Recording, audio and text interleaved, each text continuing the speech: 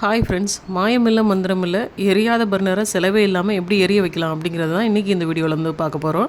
நான் யூஸ் பண்ணிகிட்ருக்குது 4 burner glass top stove. இதில் 3 பர்னர் ஓரளவு நல்லாவே எரியுது, ஒரு பர்னர் சுத்தமாக எரியவே இல்லை. காரணம் என்னென்னு பார்த்தீங்கன்னா, எங்கள் வீட்டு தலைவர் வந்து டீ போட்டு கொடுக்குறேன்னு சொல்லிட்டு இந்த பர்னர் ஃபுல்லாக பொங்க விட்டுட்டாரு. ஸோ அந்த பர்னர் எரியவே இல்லை. இன்றைக்கி தான் எனக்கு டைம் கிடச்சிது அதை சரி பண்ணுறதுக்கு. ஸோ எப்படி சரி பண்ணுறேன்னு பார்க்கலாம். ஃபஸ்ட்டு வந்து சிலிண்டரை ஆஃப் பண்ணிக்கோங்க. அதுக்கு மேலே உள்ள ஸ்டாண்டு பர்னரெல்லாம் எடுத்து வச்சுக்கோங்க. பர்னர் சூடாக இருந்ததுன்னா துணியை வச்சு எடுத்து வச்சுக்கோங்க, இல்லைனா கை சுட்டுரும். நான் இன்றைக்கி ஸ்டவ்வை சிலிண்டரோட ரெகுலேட்டர்லேருந்து கலட்டலை. ஜஸ்ட்டு சிலிண்டரை ஆஃப் பண்ணிவிட்டு ஸ்டவ்வை தூக்கி அப்படியே செவத்தோடு சாய்ச்சி வச்சுக்கிட்டேன். இதில் பார்த்தீங்கன்னா அந்த கேஸ் பைப்லைன்ஸ் வந்து உங்களுக்கு தெரியும். இந்த பைப்லைன் வந்து பர்னரோட ஜாயிண்ட் ஆகிற இடத்துல பார்த்தீங்கன்னா சின்னதாக ஒரு வால் மாதிரி இருக்கும். அதில் ஒரு சின்ன ஹோல் இருக்கும். ஸோ அதில் நீங்கள் வந்து ஊக்க வச்சு முன்னையும் பின்னையும் நல்லா போயிட்டு வர மாதிரி குத்தி விட்டுக்கோங்க. இதில் தான் பார்த்தீங்கன்னா என்ன பிஸ்கோ ஏதாவது அடைஞ்சிருக்கும், இல்லை எறும்பு ஏதாவது இருக்கும். இந்த ஸ்க்ரூவை இல்லைனா நீங்கள் கலட்டிட்டு பைப்லைனை தனியாக எடுத்து கூட வால்வை தனியாக க்ளீன் பண்ணலாம்.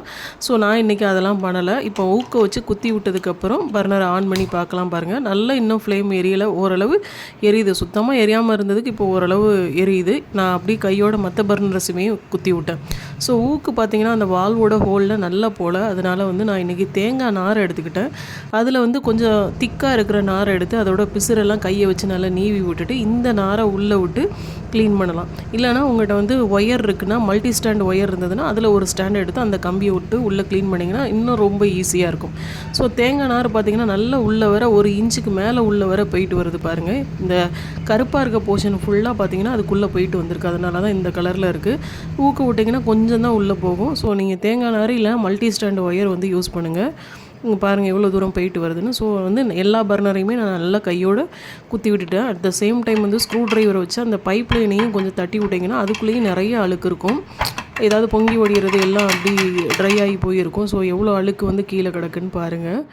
இது வந்து எனக்கு பிடிச்ச ஒரு கிஃப்ட் என் ஹஸ்பண்ட் கொடுத்ததுலையே. இதில் வந்து நீங்கள் தனித்தனியாக ஸ்க்ரூ ட்ரைவர் வாங்குறதுக்கு பதில் இந்த பிட்ஸை மாத்திரம் சேஞ்ச் பண்ணி யூஸ் பண்ணிக்கலாம். ரொம்பவே எனக்கு யூஸ் ஆகுது. ஸோ நீங்கள் யாராவது வாங்கினா இதே மாதிரி வீட்டில் வாங்கி வச்சுக்கோங்க, ரொம்பவே ஹெல்ப்ஃபுல்லாக இருக்கும். இப்போ வந்து தேங்காய் நாரை வச்சு நம்ம குத்தி விட்டாச்சு. பர்னரும் வந்து ஓகே ஆயிடுச்சு. இப்போ எப்படி எரியுதுன்னு பார்க்கலாம்.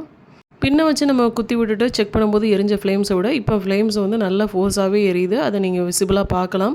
ஸோ உங்கள் வீட்டில் ஸ்டவ் ஏதாவது ரிப்பேர் ஆகிருச்சுன்னா நீங்கள் 200-300 செலவழித்து ரெடி பண்ணுறதை விட இப்படி செல்ஃபாக பண்ணிங்கன்னா உங்களுக்கு காசும் மிச்சமாகும், எதையோ சாதித்த மாதிரி உங்களுக்கும் ஒரு சந்தோஷம் கிடைக்கும்.